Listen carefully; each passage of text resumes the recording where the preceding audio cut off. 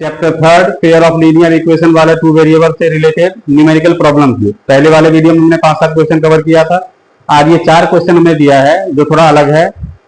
First में है अ boat goal 30 kilometre up stream and 44 kilometre down stream. अब up stream और डाउन स्ट्रीम होता क्या है? नदी जब का जो पानी बहता है जिस डायरेक्शन में, अगर आप बोट लेके उसी डायरेक्शन में जाओगे तो उसे हम बोलते हैं डाउन स्ट्रीम। मीन्स पानी के साथ साथ आपका स्पीड बढ़ता रहेगा, आपकी जो स्पीड है बोट की वो और जो वाटर की स्पीड है वो प्लस हो जाएगी। लेकिन वही अगर उल्टे डायरेक्शन में जाए, मीन्स नदी जिस डायरेक्शन में बह रही है उसके ऑपोजिट डायरेक्शन में आप अगर बोट लेके जाते हैं तो आपकी जो स्पीड होगी वो बोट में से वाटर का स्पीड माइनस हो जाए। तो यहाँ पे उसी थ्योरी का यूज करना है। फिर हमारा स्पीड ऑफ दी बोट भी निकालना है और स्पीड ऑफ दी वाटर भी चाहिए। तो सबसे पहले हम क्या करते हैं, सॉल्यूशन 1 को लेते हैं। सॉल्यूशन फर्स्ट में है, मान लेंगे इसमें लेट लेंगे कि speed of the boat is x and speed of the water is y। Speed of boat को हम ले लेते हैं x किलोमीटर पर आवर और स्पीड ऑफ वाटर को हमने या स्ट्रीम कुछ भी लिख लें y kilometre per hour. Case 1 अगर अप स्ट्रीम में जा रहा है और डाउन स्ट्रीम में जा रहा है, दो केस हमारे पास है ना। दोनों में फर्स्ट केस में कहा गया है कि 30 किलोमीटर अप स्ट्रीम, डिस्टेंस कितना है 30 किलोमीटर, और 44 किलोमीटर डाउन स्ट्रीम है, इसमें डिस्टेंस कितना है 44 किलोमीटर। टाइम क्या ले रहा है 10 आवर, दोनों का मिला के। तो ऑब्वियसली बात है डिस्टेंस हमारा 30 है, इसमें स्पीड आपका है बोट का x किलोमीटर पर आवर। तो अब आप देखें यहां से, और इसमें अप स्ट्रीम में स्पीड ऑफ द बोट क्या हो जाएगा, स्पीड ऑफ बोट। अभी बताया था ना पीछे कि अगर आप अप स्ट्रीम जिस नदी बह रही है उसके ऑपोजिट में जाना है तो आपका स्पीड जो है बोट में से नदी के वाटर का स्पीड माइनस हो जाएगा। ऐसे ही इसमें अगर जाते हैं डाउन में तो आपका स्पीड और पानी का स्पीड दोनों प्लस हो जाएगा। इसमें टाइम कितना लगना चाहिए, फिर टाइम होता है डिस्टेंस अपॉन स्पीड। डिस्टेंस हमारा है 30 और स्पीड हमारा है x माइनस वाई। यहां क्या होगा, स्पीड ऑफ द बोट में टाइम क्या लगेगा, डिस्टेंस हमारा 44, स्पीड है x प्लस में y। अब इन दोनों का मिला के आपको लग रहा है 10 आवर्स। ये हमारा फर्स्ट एक्सप्रेशन आ गया। ऐसे हम केस 2 में चलेंगे तो आपका जाना है केस 2 में 40 किलोमीटर अप स्ट्रीम और 55 किलोमीटर डाउन स्ट्रीम। तो 40 किलोमीटर अप स्ट्रीम अपॉन में हो जाएगा x माइनस वाई, प्लस में 55 किलोमीटर डाउन स्ट्रीम, तो ये हो जाएगा x प्लस वाई। ये लग रहा है आपको 13 आवर्स। ये आपका सेकंड एक्सप्रेशन आ गया। ये सेकंड वाला सेम इसी तरीके से आएगा, बस यहाँ पे डिस्टेंस का फर्क आ रहा है और तो कुछ नहीं है, और टाइम का। अब इसे सॉल्व कैसे करेंगे आप, तो इसे सॉल्व अब अभी तक तो हमने पढ़ा था, उसमें था वेरिएबल था न्यूमरेटर में, अब इसमें आ गया डिनोमिनेटर में। तो इसे क्या करेंगे, हम रिड्यूस कर लेते हैं। क्या करते हैं, लेट 1 अपॉन में x माइनस वाई को हम p मान लेते और 1 अपॉन में x प्लस वाई को हम q मान लेते। ये बन जाएगा हमारा फर्स्ट वाला बनेगा 30a 30p plus 44q equal to 10, और दूसरा हो गया हमारा 40p plus 55q equal to में 30। अब इन दोनों इक्वेशन को सॉल्व करके हम p एंड q फाइंड कर लेंगे, फिर p और q से हमारा x और y आएगा। अब कैसे सॉल्व करेंगे, तो हम एक काम करते हैं, इसमें हम ले लेते हैं एलिमिनेटिंग मेथड, वो ज्यादा आसान होगा। ये हमारा है थर्ड क्वेश्चन और ये हमारा है फोर्थ। हम p को यहाँ पे एलिमिनेट कर रहे हैं। p को एलिमिनेट करने के लिए इन दोनों का जो एलसीएम आएगा वो आएगा 120। तो 120 लाने के लिए हमें 30 को 4 से मल्टीप्लाई करना होगा और इसे 3 से करना होगा। ये हो जाएगा हमारा 120p प्लस में 176q इक्वल टू 40, 3 से करेंगे 120p प्लस में 165q इक्वल टू 39। अब इसे सब्ट्रैक्ट कर लेते हैं क्योंकि दोनों में सेम साइन है। ये हमारा कैंसिल हो गया, ये आ जाएगा हमारा 11q इक्वल टू यहाँ आ जाएगा हमारा 1। तो q की वैल्यू आ गई 1 अपॉन में 11। अब ये वैल्यू हम पुट कर देते हैं फर्स्ट वाले में, सॉरी थर्ड वाले में, पुट इन थर्ड। आपके पास क्या आ जाएगा 30p प्लस में 44, q की वैल्यू 1/11 इक्वल टू में 10। 11 से आ गया 4 पे, 4 इधर जाके minus 30 p equal to 10 minus 4 that is 6, p equal to 6 upon में 30 कट किया जाएगा 1/5। तो p की वैल्यू आ गई 1/5। अब ये p और q हमने किसी को माना था, आपको याद है तो, जो 1/x प्लस वाई को p माना था, इसका मतलब है कि 1 में x minus y equal to 1/5 और 1/x plus y equal to 11 हो जाएगा। तो हम इसे आगे ले लेते हैं। चलिए, अब आपके पास है 1 में x माइनस वाई को माना था p, जो कि आ गया 1/5। इससे हमारा इक्वेशन बनेगा x minus y equal to 5। एक ये इक्वेशन आ गया। दूसरा हमने लिया था 1 में x प्लस वाई को q माना था, जो कि आ गया था 1 में 11, तो x plus y equal to आ गया 11। अब इन दोनों को अगर मैं ऐड कर दूं, ऐड बोथ, तो x minus y equal to 5, x plus में y इक्वल टू 11, प्लस किया y cancel, 2x equal to 16, x equal to 16/2 आ गया 8। तो फ्रॉम, अब हम क्या करते हैं, x minus y equal to 5 है, तो x की जगह 8 पुट कर दें, तो y equal to 8 minus 5 that is 3। तो हम x और y की वैल्यू आ गई, तो लिख देंगे स्पीड ऑफ बोट, जो हमने x माना था वो आ गया आपके पास 8 किलोमीटर पर आवर, और स्पीड ऑफ वाटर आ गया हमारा 3 किलोमीटर पर आवर, जो कि y की वैल्यू है। ये आ गया हमारा अप स्ट्रीम और डाउन स्ट्रीम से रिलेटेड क्वेश्चन। ध्यान रखिएगा, अप स्ट्रीम में बोट की स्पीड से वाटर का स्पीड माइनस होगा, डाउन स्ट्रीम में बोट के स्पीड प्लस में वाटर का स्पीड हो जाएगा। फिर आगे हम आते हैं, क्या आते हैं, the area of a rectangle gets reduced by 8 metre square when its length is reduced by 5 metre and its breadth is increased by 3 metre. तो हमें फाइंड क्या करना, लेंथ और ब्रेथ। हम क्या करेंगे, सॉल्यूशन सेकंड है आपका, let length equal to x meter और breadth equal to y meter. तो अब इसमें ये एरिया क्या हो जाएगा, लेंथ इंटू ब्रेथ होता है, तो x into y metre square. अब क्वेश्चन ये केस 1 में क्या बोला है, न्यू लेंथ क्या होना चाहिए, 5 हमारा रिड्यूस करना है। केस 1 न्यू लेंथ हमारा 5 कर करना है, reduce by 5 metre, x minus 5 metre, और ब्रेथ को क्या करना है, and its breadth is increase by 3 metre, तो y प्लस में 3। तो न्यू एरिया क्या हो जाएगा, x माइनस 5 इंटू में y प्लस में 3, लेंथ इंटू ब्रेथ। अब क्वेश्चन ये बोला गया है कि ये जो न्यू वाला एरिया है वो पहले वाले ओरिजिनल एरिया से 8 मीटर स्क्वायर रिड्यूस हो रहा है, रिड्यूस में कम हो रहा है। तो अकॉर्डिंग टू क्वेश्चन है, सो x माइनस 5 इंटू में y प्लस में जो 3 आया है, ये ओरिजिनल वाले एरिया से 8 मीटर रिड्यूस हो गया, मतलब 8 मीटर माइनस में आ गया। तो अब हम क्या करेंगे, यहाँ पे इन दोनों का प्रोडक्ट एक्स वाई प्लस में 3x minus 5y minus 15, x से पहले इन दोनों का, फिर y माइनस 5 से इन दोनों का लिख दिया। अब आ गया एक्स वाई माइनस 8, देखो एक्स वाई कैंसिल, हमारा इक्वेशन आ गया, ये माइनस 15 इधर जाएगा तो 15 माइनस 8 7 आएगा, ये हमारा पहला एक्सप्रेशन हो गया। सिमिलरली केस 2 में चलते हैं हम। केस 2 में क्या बोला गया है, if we increase the length by 3 metre, new length क्या है, x प्लस में 3 मीटर इंक्रीज किया गया है, और ब्रेथ बाय 2 मीटर, ब्रेथ को भी इंक्रीज किया गया है 2 मीटर से, तो हमारा जो न्यू एरिया है वो ओरिजिनल वाले से 74 ज्यादा हो जाता है।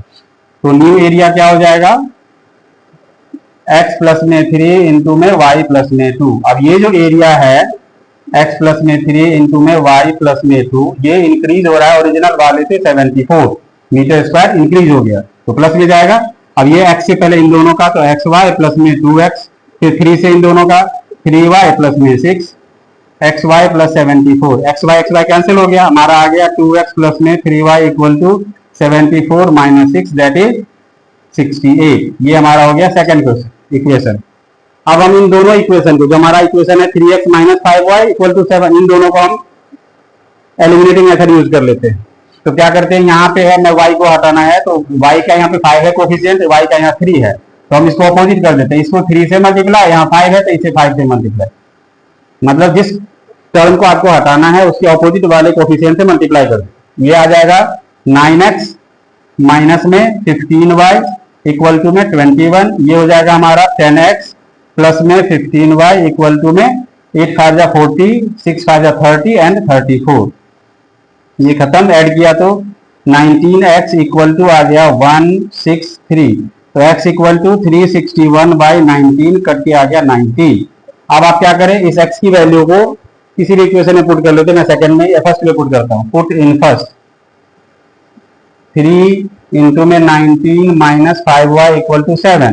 19 3 जा 57, 57 वहां जाएगा तो हमारा 5y इक्वल टू आ जाएगा 57 minus 7 that is 50, y equal to 10। 50 को 5 से कैंसिल किया तो लेंथ हमारा क्या आ चुका है 19 मीटर और ब्रेथ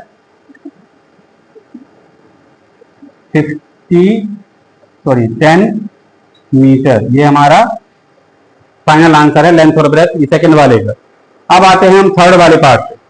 थर्ड वाले में है the monthly income of A and B, मतलब दो पर्सन है जिसका मंथली इनकम आपको दे रखा है। Monthly income A and B आपके पास है,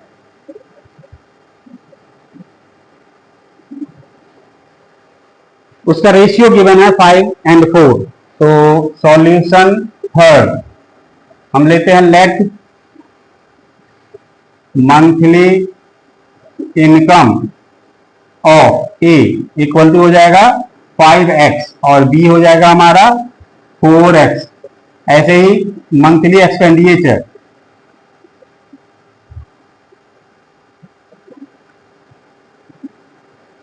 ये हो जाएगा, ए के लिए हो जाएगा एक्सपेंडिचर आपका है 7y, इसमें हम वेरिएबल बदलेंगे क्योंकि ये दोनों एक का यहाँ पर अलग है, और बी का हो जाएगा हमारा 5y। अब ए की इनकम है 5x और बी ए का जो एक्सपेंडिचर है खर्चा जो है वो 7y। तो सेविंग क्या होती है, जितनी इनकम है उसमें से आप अपने एक्सपेंडिचर को माइनस करो तो सेविंग आ जाती है। सेविंग यहाँ पे बता रहा है 9000 पर मंथ, मीन्स इनकम में से अगर हम उसके एक्सपेंडिचर को माइनस करें तो सेविंग बचेगा। तो हमने क्या किया है केस 1 में 5x माइनस 7, आप पहले लिख दोगे सेविंग कितनी है, saving by each per month equal to ₹9000। तो हमारे पास आ जाएगा केस 1 में ए के इनकम माइनस में एक्सपेंडिचर 5x माइनस में 7y, ये आ जाएगा 9000, ये फर्स्ट। ऐसे ही दूसरे केस में आ जाएगा हमारा, ये केस को छोड़ दीजिए यहाँ पर चल जाएगा ऐसे ही काम। बी का इनकम है 4x और उसका एक्सपेंडिचर है 5y, तो वो भी 9000 ही बचा रहा है, ईच है लिखा। तो अब हम इसे सॉल्व करते हैं। मैंने कहा था ना कि जिसे आपको एलिमिनेट करना हो उसके दोनों को कोफिशिएंट को सेम करना है, तो हम क्या करें दोनों को अपोजिट से मल्टीप्लाई कर लेंगे। मैं x को डिलीट कर रहा हूँ, ये 4 है से होगा और ये 5 से, ये हो गया 20x minus 28y equal to 36,000। 5 से यहाँ आएगा 20x minus 25y equal to 45,000। अब इसे सब्ट्रैक्ट कर लेंगे क्योंकि दोनों का साइन सेम है, तो ये माइनस आ जाएगा, ये प्लस ये माइनस, ये कैंसिल। अब यहाँ पे आ जाएगा माइनस 3y इक्वल टू में यहाँ आ जाएगा माइनस 9000। तो y इक्वल टू माइनस दोनों साइड कैंसिल, ये आ जाएगा 3000। y की वैल्यू आ गई। अब हम इसे पुट कर देते हैं सेकंड में, पुट इन सेकंड। ये हो गया 4x माइनस 5 इंटू में 3000 इक्वल टू 9000। 5 3 जा 15000, तो 9000 माइनस है तो प्लस आ जाएगा 15000। x इक्वल टू हो जाएगा 9 और 15 24,000 अपॉन में 4 कट के आ जाएगा 6000। तो इनकम ऑफ ए आ जाएगा 5x है हमारा, यानी कि 5 इंटू में 6000 दैट इज ₹30,000। ऐसे ही बी का आ जाएगा हमारा, इनकम है 4x, तो आ जाएगा 4 इंटू में 6000 दैट इज ₹24,000। ये दोनों का इनकम हमारा आ चुका है। अगर एक्सपेंडिचर भी पूछता तो हम इन दोनों में y की वैल्यू पुट करके एक्सपेंडिचर कर लेते। जैसे अगर एक्सपेंडिचर होता तो a का क्या हो जाता 3000 से मल्टीप्लाई, यानी कि 21,000 उसका एक्सपेंडिचर होता। b का क्या हो जाता हमारा, b का y की वैल्यू है 3000 तो आ जाता 15,000 का एक्सपेंडिचर हो जाता। फिर हमारा कंप्लीट आंसर आ गया। आगे है आपका अगला वाला टॉपिक, जो लास्ट टॉपिक इसमें मैंने दिया हुआ है, ये है आपका फोर्थ में कि the sum of a 2 digit number and number obtained by reversing. सबसे पहले तो 2 डिजिट नंबर में 1s प्लेस होता है और 10s प्लेस होता है, तो वो हम ले लेते हैं solution for let tens place digit को हमने x लिया और वंस प्लेस डिजिट को हमने y ले लिया। तो 2 डिजिट नंबर क्या हो जाएगा 10x प्लस में y। कभी भी 2 डिजिट नंबर का क्वेश्चन आए 2 वेरिएबल वाले में तो आपका 2 डिजिट नंबर यही रहेगा 10x प्लस y। अब क्वेश्चन ये कहा गया है कि the sum of 2 digit number, जो कि ये आया है 10x plus y and number obtained by reversing. तो केस 1 में बोला गया है कि रिवर्सिंग नंबर क्या हो जाएगा, मतलब जो टेंस की प्लेस पे है वो वंस की प्लेस पे जाएगा, जो वंस की प्लेस पे है वो टेंस की प्लेस पे आएगा। ये हो जाएगा 10y प्लस में x। अब इसका और इन दोनों का सम, सो 10x प्लस में y प्लस में 10y प्लस में x की वैल्यू दे रखी है आपके सामने 99। ये हो जाएगा 11x प्लस में 11y इक्वल टू 99। अब आप देख रहे हैं 11 के टेबल में तीनों आ रहा है, इसलिए हम ये 11 से डिवाइड करके हटा देते हैं, ये 9 बचेगा। ये हमारा फर्स्ट एक्सप्रेशन आ गया। केस 2 में बोला गया है कि if the digit differ by 3, digit differ by क्या है, इसका मतलब x माइनस में y क्या है आपके पास में 3 और y माइनस में x भी 3 हो सकता है। अब जरूरी नहीं कि हम x माइनस y ही लें, तो चलते हैं पहले हम इससे ले लेते हैं सॉल्व करके, इसे हम सेकेंड एक्सप्रेशन मान लेते हैं। तो सिंपल इक्वेशन है तो मैं सीधा ऐड कर रहा हूं, add first and second. x plus में y equal to 9, x minus में y इक्वल टू 3। देखिए ये कैंसिल हो गया, ये हो गया 2x equal to 12, x equal to आ जाएगा 6। पुट इन फर्स्ट, तो हमारे पास x की वैल्यू है 6, तो 6 प्लस में y इक्वल टू में 9, y इक्वल टू में आ जाएगा 9 माइनस 6 दैट इज 3। तो 2 डिजिट नंबर क्या बनेगा 10x प्लस में y है तो आ जाएगा 10 इंटू में 6 प्लस में 3 दैट इज 63। ये हमारा 2 डिजिट नंबर है। अगर हम इस इक्वेशन के बजाय इसको लेते हैं तो आपका जो दूसरा आंसर आएगा जो कि 36 हो जाएगा। अगर हम इसको यूज करें ना तो हमारा और सेकंड नंबर हमारा 36 भी आ सकता है अगर हम इस इक्वेशन का यूज करें तो उससे कोई फर्क नहीं पड़ता, आपका हमारा आंसर आ चुका है। तो आज हमने देखा कि न्यूमेरिकल प्रॉब्लम जो आते हैं लीनियर इक्वेशन 2 वेरिएबल से रिलेटेड, उसमें हमें स्टेटमेंट के बेस पे इक्वेशन फॉर्म करना होता है। फिर इक्वेशन को आपकी मर्जी है एलिमिनेटिंग से सॉल्व करो, सब्स्टिट्यूशन से सॉल्व करो, फिर आपका आंसर कंप्लीटली आ जाएगा। बस इतना ध्यान रखना है कि ये स्टेटमेंट को मतलब केयरफुली रीड करे, फिर उसके बारे में इक्वेशन मन में सोच के फिर तैयार करें, नहीं तो आपकी कहीं ना कहीं गलती जरूर हो जाएगी। तो आज के लिए बस इतना ही।